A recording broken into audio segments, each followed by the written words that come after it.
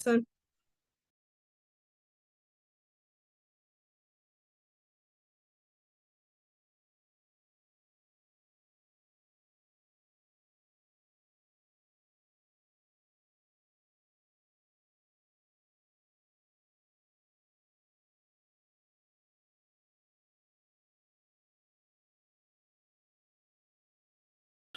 Yeah.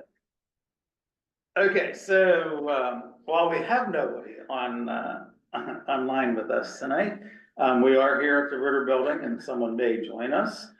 In accordance with the open meeting law, this meeting is being recorded. It'll be on the town's YouTube channel within 24 hours. And if anybody does join us and they'd like to join in the discussion, they can follow the agenda, which is on the town website. And use the raise the hand feature to request to speak, and we'll take comments from them. There is nobody from the public with us in person nor online, so I will then go to minutes approval for the 17 October 2024 meeting minutes, and I seek a motion and a second. Let's see. I will motion to approve. And I'll second.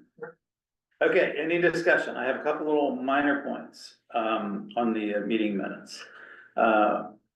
First of all, let's see where it says town council spelled with C, it's an S-E-L, not C-I-L, town, C-O-U-N-S-E-L.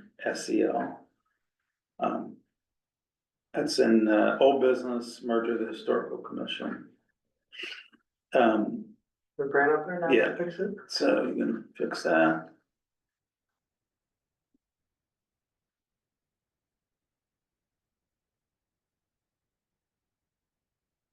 Old business. Yeah, and then on the next section underneath old business paragraph, well, section 1B, paragraph, section 1B, where it says motion to consider, where the double I is, just say motion to approve Carter Pieranzini's modification to Article 10 submitted by the APDC by member Lockwood, seconded by our motion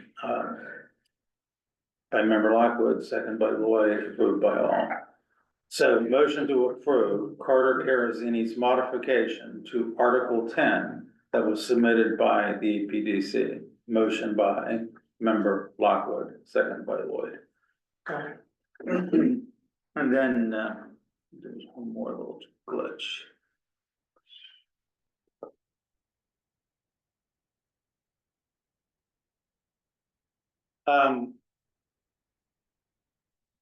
The discussion was recorded correctly in the meeting minutes where it talks about the preservation of the Brooks House. It says, does seem the property is already owned by the town versus school board.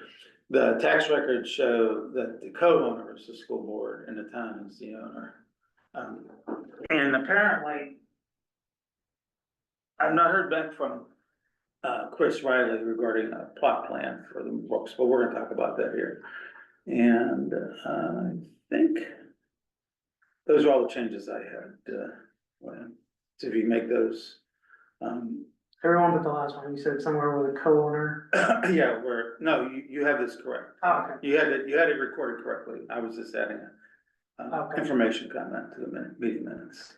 So those are the changes that I had, and I think those were probably all of them. So is there is a motion, there is a second, and I'm assuming that the person who made the second agrees with the motion to make modifications as noted. And if so, let's approve the meeting minutes. All those in favor say aye. Aye. Okay, so that's done. So I will send those to Tick Carter tomorrow. And then I did remind Richard, and he has acknowledged that he will make sure that the historical commission meeting minutes get approved. So then that whole piece will move forward. I did get a postscript to Carter when I said, hey, we're working on this. And he says, do you think I should run this by the select board before I actually task town council to do this research? And I went back to him and said, and he was a little apprehensive, and you might appreciate his apprehensiveness based on some of the comments that came at special town meeting. He goes, I don't wanna do something that seems to be out of bond for an interim town manager. And I know, so what I said to him was, I think that, you know, good communications, more communication is always better. So tell the select board that we're thinking about a merger between the two commissions. But then I went back to him, and the additional comment that I made was, I think he's done a pretty good job as an interim town manager. And the people that I know, that I respect their opinions, I think they agree with that too. So I kind of bolster his confidence for being, it's a tough position to be in. You know, how far do you go to make changes because you are interim, you know, versus just sitting back and kind of letting things, you know, fester that need to be resolved. So I think he's done a good job. Okay, I had no correspondence. Now, the Brooks House warrant did pass. Nathan, once again, thank you very much for propelling us forward. Well, likewise to you, who did all kinds of legwork with a lot of committees, and I appreciate that. So Yeah. I think good effort overall. I think that, what I'd like to do is convene a meeting, with Carter, and maybe Chris Riley. With your permission, with the commission, permission, I will set up a meeting to say, what do you want from us now? You know, how can we help move this process forward? You know, it's clearly something that select boards, you know, now has on their plate. Right. And, you know, he and his staff are gonna be the ones that are gonna execute this. But I wanna find out, you know, what role he'd like for us to play, if any. He may say, hey, I got it, you know, we'll Right. move forward. But he may say, hey, you know, can you help us with this? Can you help us with that? I think we ought to be willing to make that effort. I think it's a great idea. Yeah. Okay. And I mean, if they say yes, I think it's great that you ask, and if yes, we help them, and if they say no, let's just keep an eye on it, because Yeah. they've got a lot of priorities. We just need to make sure that this stays, you know, doesn't wait till the last minute. They do have a lot on the plate. And I also think, this is gonna be a big issue for, the spring, the annual meeting. I mean, I think that, we got it teed up, and they got a lot of work to do between now and springtime. You know, one of the other thoughts that I had was maybe just reaching out to some business people I know. And say, you know, like, would you be interested in, you know, responding? And what do you think of the house?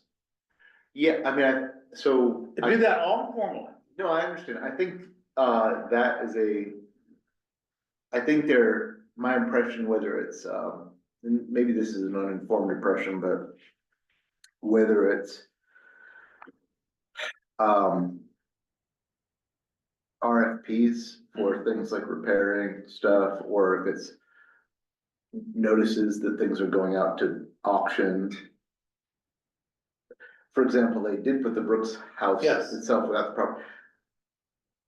I am not convinced that, I'm sure the town is following the letter of the law and that, and in fact, the letter of the law may be constraining what they're able to do in terms of, but I am concerned that there is a sort of distribution and reach problem in terms of reaching interested parties. So to that point, I kind of agree with what you're saying about sort of helping that process along by reaching out to folks. I guess my only question is, should we just wait till it's actually tendered before we do that? And then, you know, like.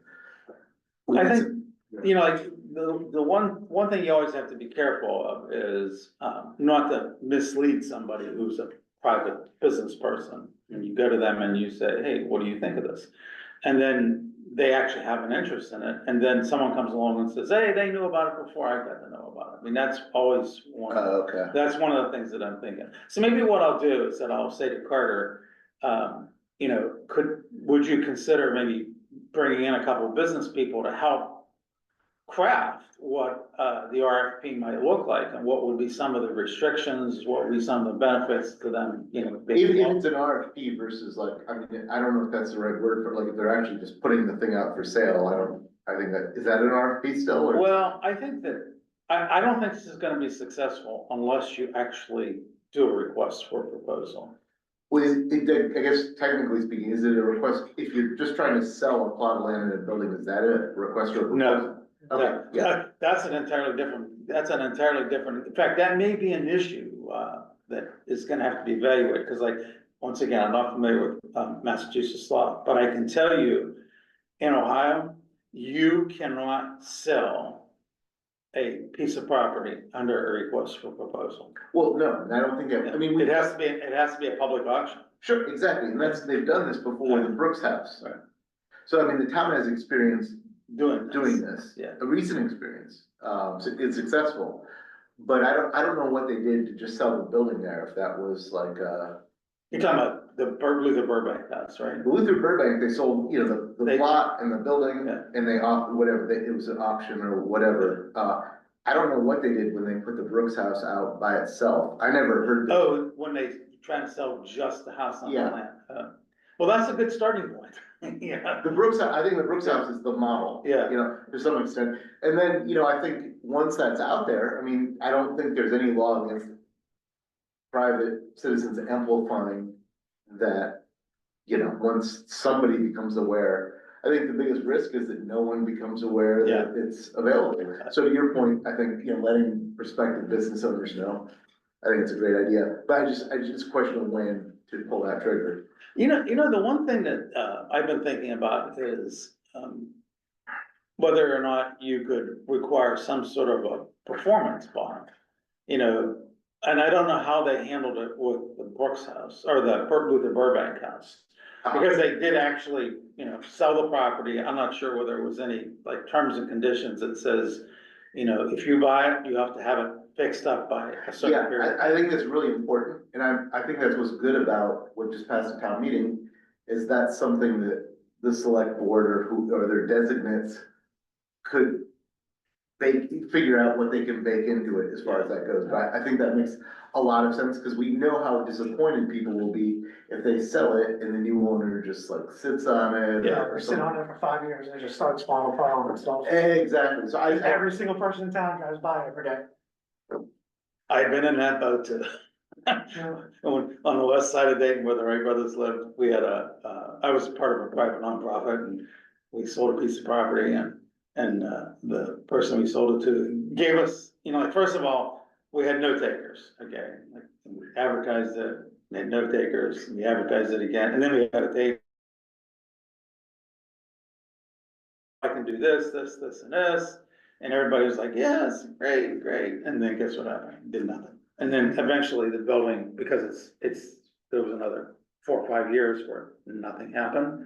You know, eventually the city took the property over and then demolished it. So, I mean, those are just some of the, right, no, I think that's wise, I mean, to in the transaction have required, 'cause, I mean, I think the expectation here is that even if it goes to auction, it's gonna, using Luther Burbank is an example, like, that went well, I mean, the price It did. it went for was very small. Like, Right. it might have sold for $40,000, right, but it needed work. right.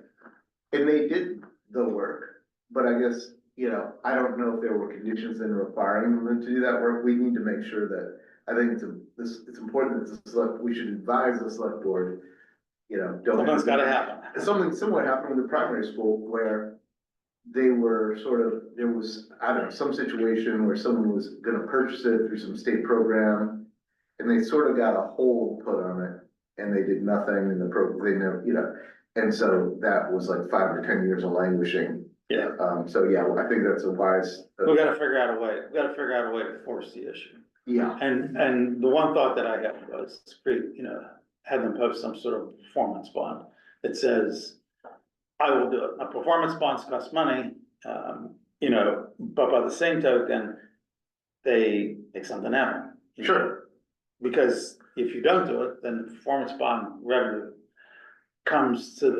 would come to the town, and then they could use that, maybe fix up something that needs to be fixed up because the person didn't do it. Okay, all right, so, my plan is, I'll sit down with Carter and say, how can we help? And here are some of our concerns, things we're talking about right now, and then see where that goes. Okay, Lunenburg Municipal Building Design Committee activity, moving on to the next item that's on the agenda. We had we've had a series of meetings and, I'm really pleased with how the processes work from you know, my first town meeting that I went to a couple years ago as a new Lunenburg resident. And I heard about how the town was going to just leave town hall for someone else to worry about and, you know, the town is truly engaged in us, you know, working on town hall and the Ritter building. And probably, the firm that we've hired, or the firm that we're going to interview, next Wednesday, we only had one proposal. A second proposal did arrive at City Hall or Town Hall. Unfortunately for the offerer, the person who was making the proposal, their courier failed to deliver the document on time. I don't know whether he got lost or whether the firm, you know, didn't understand what the deadline was. But it was supposed to be here by noon, and I think it showed up sometime after 1 o'clock. You know, it was a miss, not by much, but enough for them not to be qualified. And the only way that we could deal with that was to accept the proposal, you know, we got, or send us back out for bid, and no one wanted to do that on the committee. So we've identified a number of questions that we will ask the firm. We have their price proposal, it's within budget. And we're heading down to we checked references. I checked 2 of the 3 references that they gave us, and surprise, surprise, the references all said wonderful and positive things about the firm, you know. And the way I would classify the firm is competent and capable, not flashy. Even though one of the 2 principals, has a flashy background. He worked for the architectural firm called Caesar Pelli out of New Haven, Connecticut. And if you know anything about Caesar Pelli, you know that The name. you've heard the name, right? Yeah. And in fact, probably the most notable project that they've done here locally is the State Street Tower in Boston, which is a beautiful building. Now, that's who he cut his teeth on. You know, he was working for them when he was a young architect, now he owns his own firm. So I think he has good experiences. And I think that the staff that they're offering up, is capable. We'll find out what their level of expertise is in historic preservation when we do our interviews with them next week. We had 13 or 14 questions that the committee submitted for consideration to be asked. And those questions were discussed tonight by the committee as a whole. And I am absolutely pleased to say that the first 5 questions are all related to historic preservation experiences. So I think that we're gonna focus in on what their capabilities are to get a good feel for whether or not that they can do historic preservation work. And I think if those questions are answered as we hope they will be, we're gonna select this firm, and then they're gonna begin work on the project before the end of the year. So we're moving, you know, kind of hyper speed right now with regards to hiring the architect. They'll do up to a 10% design. That's all we're paying for right now. And then if the town decides to go forward with the project, you know, we're looking at an estimated maybe $15 million worth of project work for the town hall, and in addition to the Ritter building and modifying space here in the Ritter building. They'll be given more than a fair shot at being the next, carrying on the work of taking a design and probably architectural services for inspection and, you know, specification review, submittal review, if we actually do fund this project. So I'm really, like I said, I'm really pleased with, you know, how we've inserted a culture of historic preservation for town hall and for the Ritter building, the addition to the Ritter building. Any questions? Okay, all right. So old business, the closing date on town hall and Ritter repair. Actually, I think we only have Ritter out right now. Town hall, I don't think has been put out for bid, but Ritter's been split.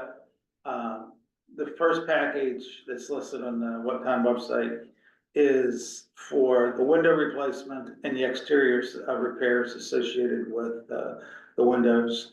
And then the second package is the slate and rubber gutter repairs on the Ritter building. And I had expressed concerns to Carter that that's really a higher priority than replacing the windows. And I think he understands that. They've split the two. We're not gonna get any handicap ramp anytime in the foreseeable future, which may be good if we, end up doing an addition onto the Ritter building, because we could then take care of the handicap issues with that project. So, the closing date is the 27th of November. And let me just bring up the, town list, because I don't think town hall's been back up for bid.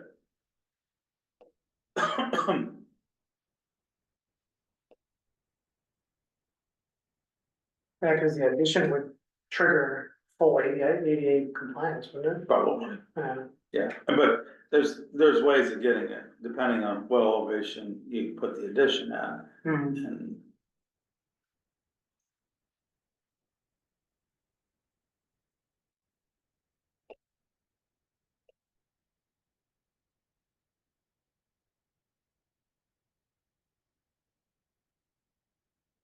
But I don't think, like I said, I don't think town hall is up for bid again, it went out to bid. Hold on.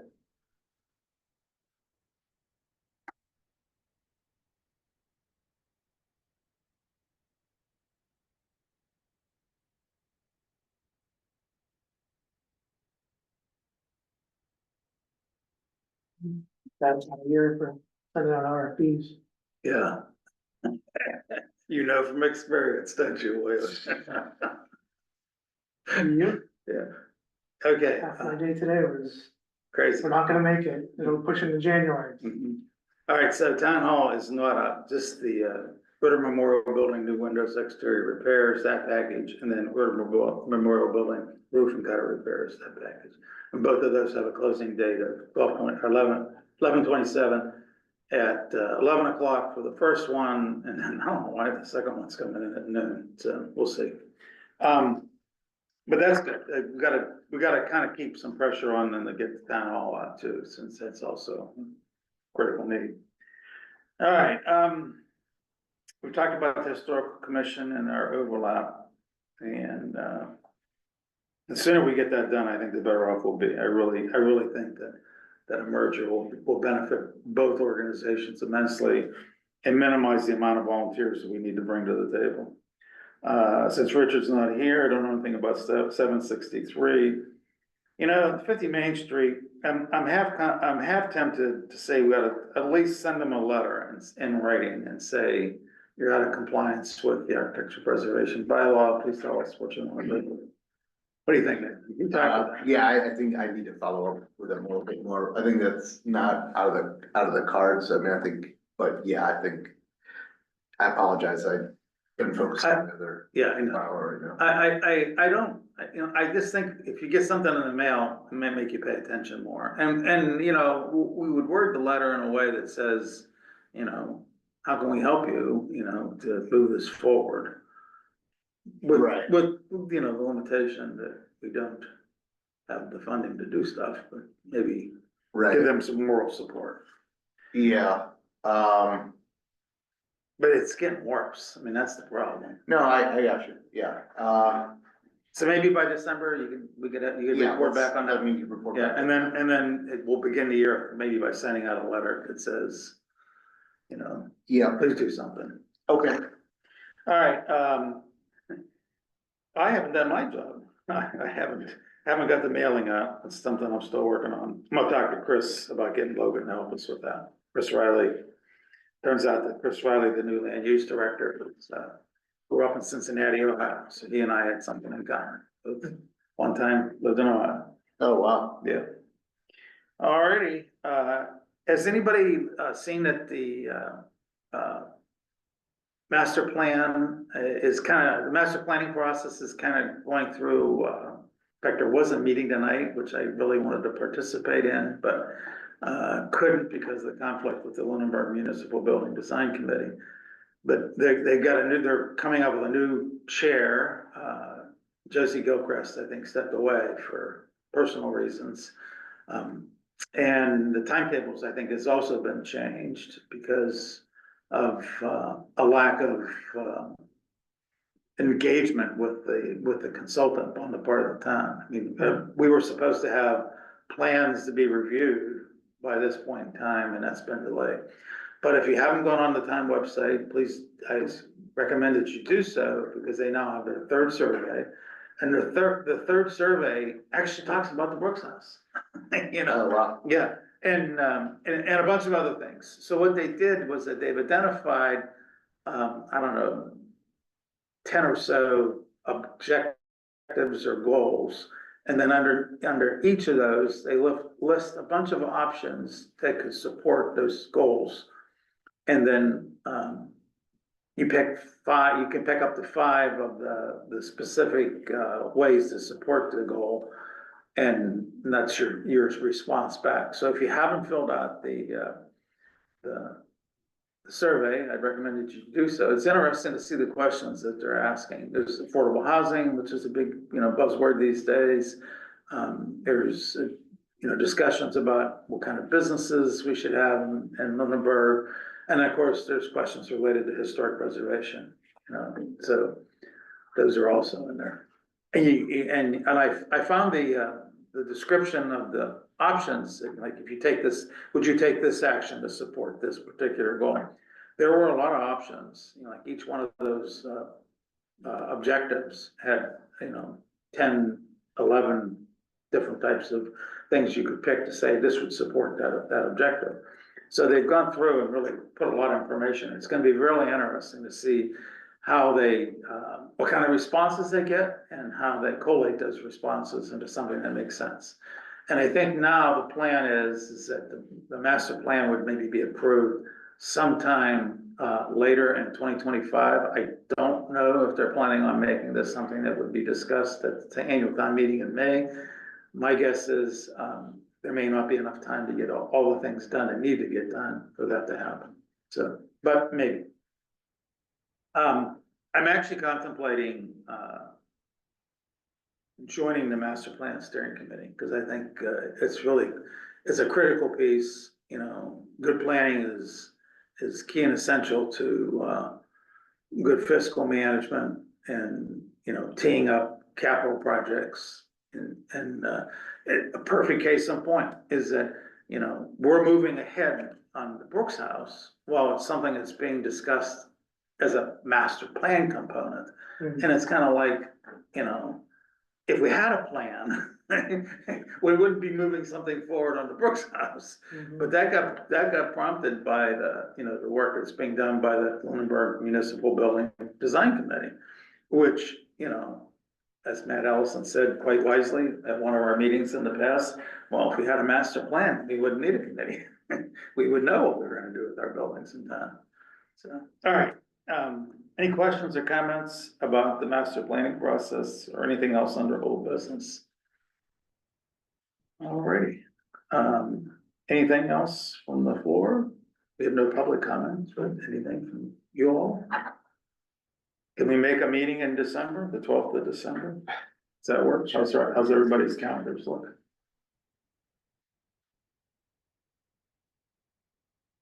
William, the only thing that's even more pressing this time of the year for construction contractors is paving. Yeah, the 12th is tough for me. The 12th is tough. Yeah, I could do the 5th. 5th does not work for me. It's my son's birthday. I could do theoretically do the 19th, but That's a little weird. Yeah.